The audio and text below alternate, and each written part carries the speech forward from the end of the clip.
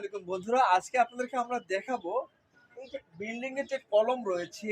একটা বিল্ডিং এর মূল কাঠামো হচ্ছে একটা বিল্ডিং এর কলম। আর এই কলমের যে রিং এবং রড গুলো যদি আপনি সঠিকভাবে বাঁধাই না করতে জানেন, তাহলে সেই বিল্ডিংটা অবশ্যই ঝুঁকিপূর্ণ দিকে থাকবে।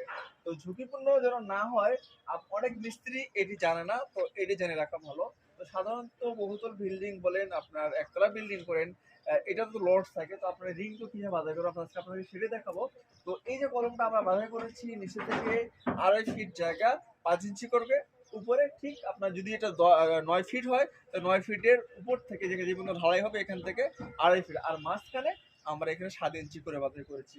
মূলত এভাবেই রিংটি বাঁধাই করানো হয়, কারণ হচ্ছে নিচে আর উপরেই এই লটের কারণে এই কলমটা ফাটল দেবে। এই কারণে এই জায়গাগুলোতে রিং ঘন দিতে হয়। আপনারা এভারেজ কখনোই বাঁধাই করবেন না। আর একটা বিষয় হচ্ছে, আমরা অনেক সময় টাইরিং ব্যবহার করি না। তো দেখেন, আমরা প্রতিটা রিংয়ে কিন্তু টাইরিং ব্যবহার করেছি। এবার টাইরিং ব্যবহার